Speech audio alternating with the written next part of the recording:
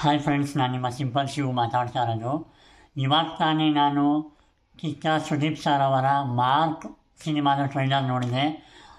ಈ ಫಿಲಮ್ ಕೂಡ ಒಂದು ಮಾಸ್ ಎಂಟರ್ಟೈನ್ಮೆಂಟ್ ಫಿಲಮ್ ಆಗಿ ಬಂದಿದೆ.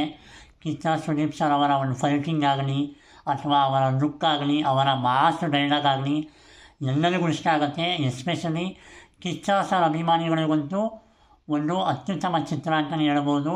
ಮತ್ತು ಈ ಒಂದು ಚಿತ್ರದಲ್ಲಿ ಅವರು ಪೊಲೀಸ್ ಅಧಿಕಾರಿಯ ಪಾತ್ರವನ್ನು ಮಾಡಿದ್ದಾರೆ ಅಂತ ಅಂದ್ಕೊಳ್ತೀನಿ. ಯಾಕಂದರೆ ಅವರು SP ಆಗಿ ಕೆಲಸವನ್ನು ಮಾಡ್ತಿದ್ದಾರೆ ಅನ್ನೋದನ್ನು ಈ ಟ್ರೈಲರಲ್ಲಿ ನಾನು ನೋಡಿದೆ. ಮತ್ತು ಈ ಚಿತ್ರದಲ್ಲಿ ಇವರ ಹೆಸರೇ ಮಾರ್ಕ್. ಸೊ ಈ ಮಾರ್ಕ್ಗೂ ಈ ಫಿಲಮ್ಗೂ ಏನು ಸಂಬಂಧ ಅಥವಾ ಏನು ಅನ್ನೋದನ್ನು ನಾವು ಈ ಸಿನಿಮಾದಲ್ಲೇ ನೋಡಬೇಕು, ಅವಾಗ ಗೊತ್ತಾಗುತ್ತೆ. ಮತ್ತು ಮಾರ್ಕ್ಗೆ ಹೆಸರು ಏನಕ್ಕೆ ಬಂತು ಅನ್ನೋದನ್ನು ಕೂಡ ನಾವು ಈ ಸುದೀಪ್ ಸರ್ ಸಿನಿಮಾ ನೋಡಿದಾಗಲೇ ಗೊತ್ತಾಗುತ್ತೆ. ಸೊ ಡಿಸೆಂಬರ್ 25ಕ್ಕೆ ಮಾರ್ಕ್ ಸಿನಿಮಾ ಕರ್ನಾಟಕದಾದ್ಯಂತ ಬರ್ತಾಯಿದೆ.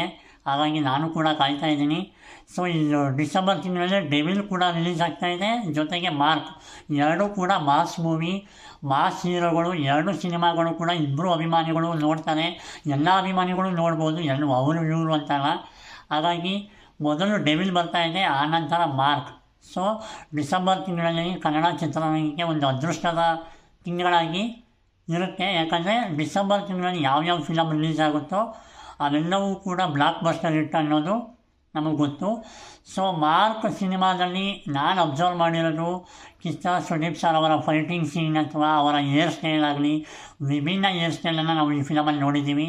ಮತ್ತು ಅವರ ಫೈಟಿಂಗ್ ಸೀನ್ ಮತ್ತು ಅವರ ಮಾಸ್ ಡೆಲಿವರಿ, ಮಾಸ್ ಡೈಲಾಗ್ ಅಥವಾ ಮಾಸ್ ಲುಕ್ ಎಲ್ಲವೂ ಕೂಡ ಡಿಫ್ರೆಂಟ್ ಆಗಿದೆ.